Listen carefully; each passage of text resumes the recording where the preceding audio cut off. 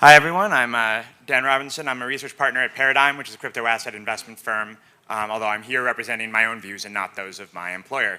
I'm here to present this idea, the yield protocol. I wrote and published a research paper on this last October, and basically here I'm just going to be going over the ideas in the paper, and I think I can do this pretty simply because it's a very simple idea, and once I've explained it, or maybe even before I've explained it, I think it should be pretty, sort of, I think the core concept is actually quite simple and nice, but I like to go out and promote it, so I'm just going to describe essentially how this works. So why do we develop this? What's sort of the point? So the most popular app on DeFi right now is secured lending. And really, I mean, like most of DeFi, this is the DeFi Pulse's top protocols. Most of these protocols are lending protocols, which means secured lending, you're borrowing one asset, usually a stable coin, and with collateral, that is usually ETH. But even the ones on this page, by the way, that aren't lending protocols, they fit into the same ecosystem. So like a lot of what these other protocols like Uniswap are used for is in order to trade assets that have been bought or are being used as collateral on, that have been borrowed or are being used as collateral for protocols like Maker and Compound. So really they're also, like almost all of the top 10, I guess Lightning is down there, but almost all of these are about DeFi on, almost all of the DeFi apps are really sort of ultimately driven by demand for leverage trading. So just to go a little more in depth on what that means, again, I think most of you are probably familiar with Maker and Compound and these kinds of systems, but the basic idea is you're borrowing an asset and it's secured by some different asset on chain. And the reason you're doing this is in order to get maybe a levered position on that asset. So if you want to have more exposure to more ETH than your net worth, because you're crazy, you can borrow dollars against your ETH by minting DAI on Maker or by borrowing CDAI on Compound, and you can sell that, trade that for more collateral, and then lever up, usually up to about like a 3x position. So that's what a lot of these protocols are. They're wildly popular.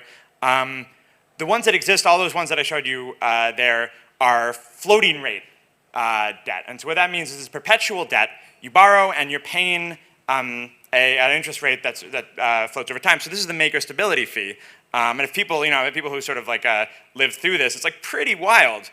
I mean, we went up above 20% for a little while in the middle of 2019. It started at 0.5% in like last January. It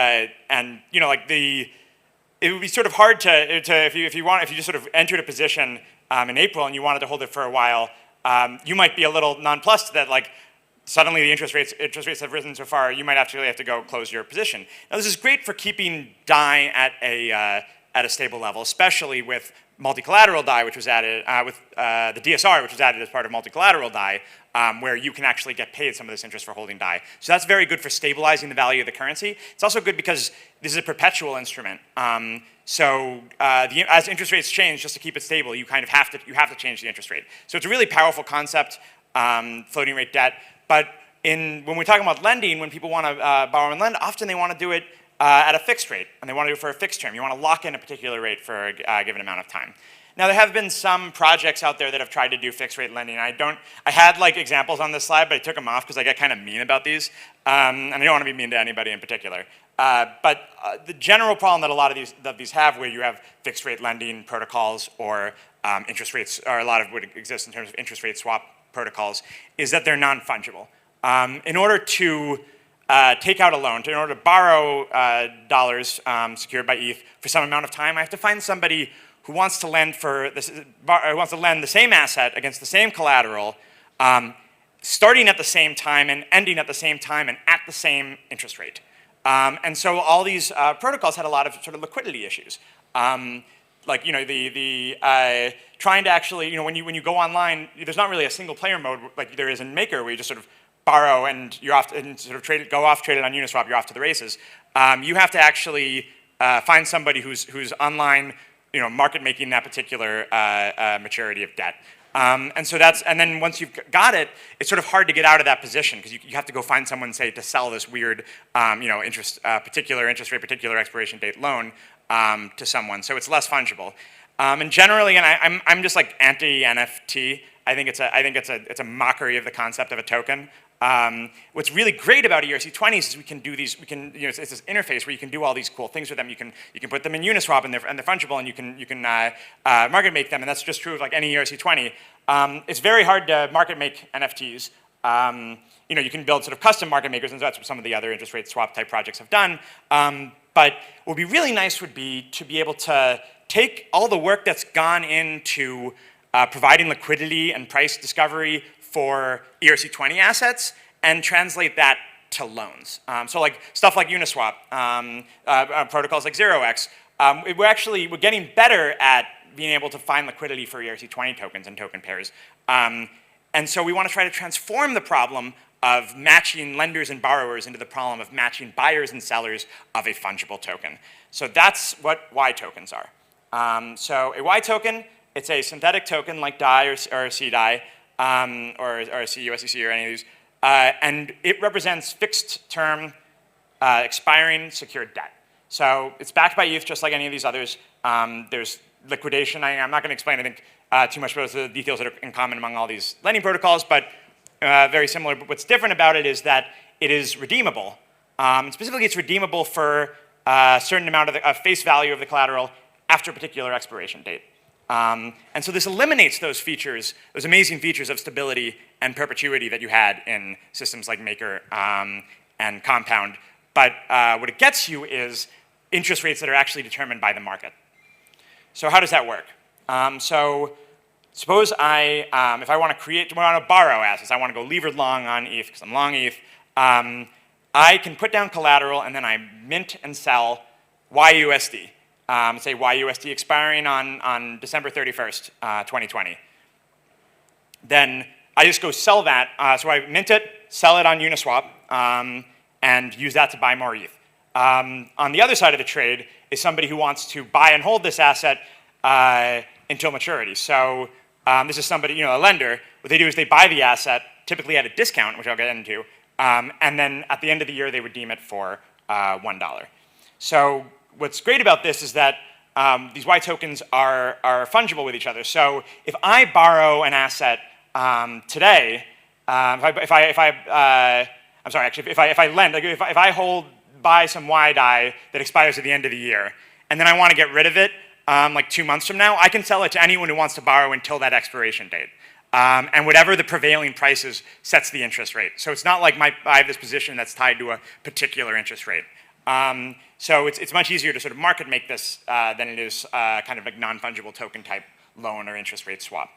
So the inspiration for yTokens is this concept from traditional finance called a zero coupon bond. This is a many coupon bond, but if you imagine tearing off all the coupons, this is a bond for building the Panama Canal.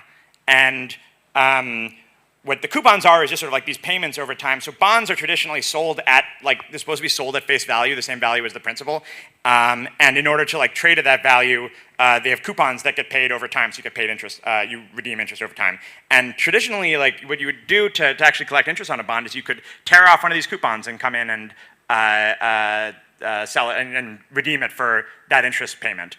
But what some people figured out was if you tear all the coupons off of a bond and go sell them individually, each of those coupons and the bond itself is a zero coupon bond. It's an asset that is redeemable for a particular face value at some time in the future with no coupon payments. And it's really easy generally to calculate sort of the interest rate on that, and it's this formula down here. But what I want to get at here is the reason they did that, and this is a fun whimsical interlude here.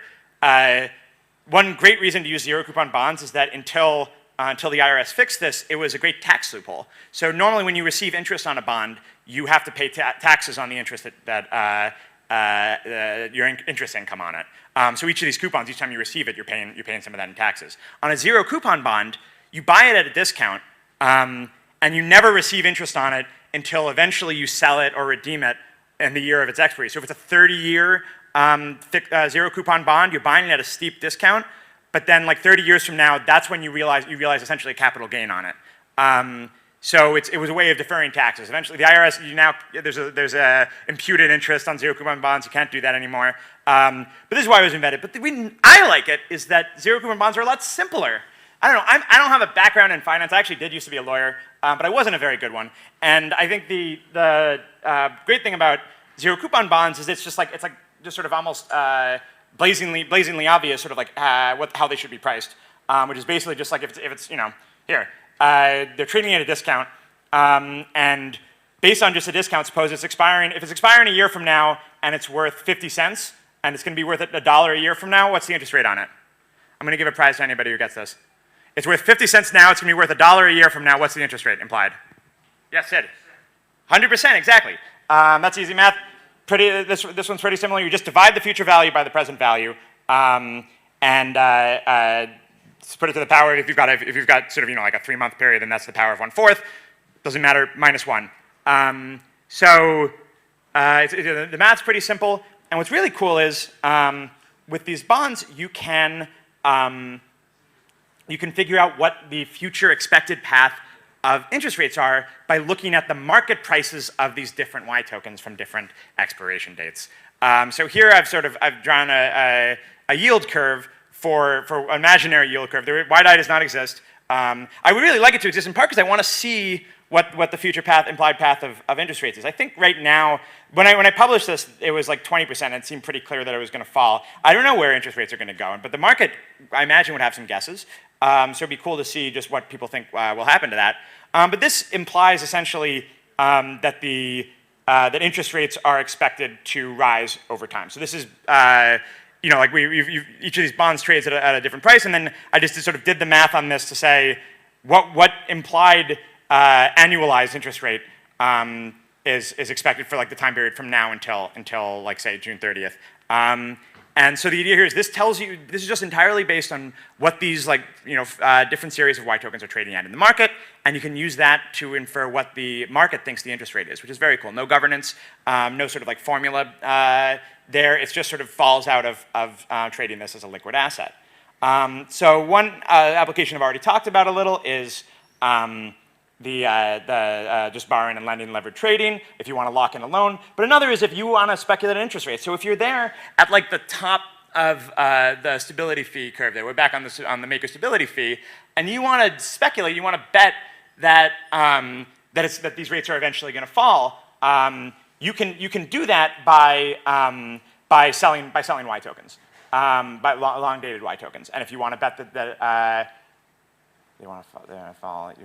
Yeah, by selling them, exactly. And if you want, so the yTokens essentially give you a way to to bet on whether interest rates are going to go up or down based on trading on these liquid assets.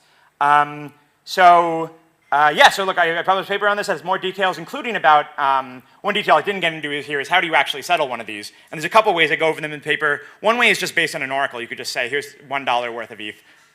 This is what you get when you redeem 1 YUSD upon expiration. The other is if it's an on-chain asset, there's a few other things you can do, including auction off the collateral to get some amount of the target amount of the asset to pay off the debt. So more of that in the paper. Just Google yield protocol. I would love, if you're working on something, anything like this, I know a couple people actually who are building ideas that are related to this, and I'd be happy to put you in touch or hear your ideas or share some additional thoughts we've had since the paper was published. You can reach me at dan@paradigm.xyz or at Dan Robinson on Twitter. All right, thank you. Any questions?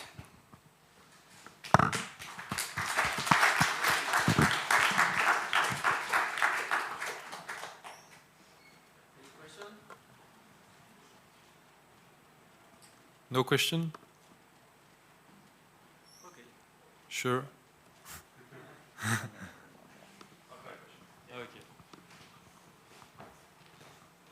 Thank you. Hey Dan, Jordan here from Synthetics. Outside of speculating on future interest rate, are there any other sort of implications of having something like this out in market? What other sort of use cases or outcomes can we get from having this additional tool out there? Yeah, well, so it actually, one thing you can do with it is use it to make synthetic assets. So if you have a long dated one of these, it's kind of like a synthetic asset in that token. It's not perfect because it's again, the price floats, and so like if it's a long dated one, it's likely to trade at maybe a floating a discount to sort of like the target value. So it's not necessarily a fantastic synthetic, but it's a really easy one. It's a straightforward synthetic. If you have something that's expiring, it's like this is just going to be worth 1 Bitcoin a year from now, say. It's like the mechanics are quite simple. So it's sort of a kind of like jerry-rigged version of a synthetic asset. And then interest rate borrowing and lending, as I mentioned. I think there's really cool things you can do in sort of the interest rate speculation idea with having yTokens on like CDAI, for example, or on Chai. And like that allows you to get levered positions in fixed and floating swaps. And I have some more ideas on that that haven't been published, but that should be coming out. But it's a great question. I think like, I don't know if you have any other ideas on it. Happy to chat with you about it. Any other questions? All right, thanks everyone.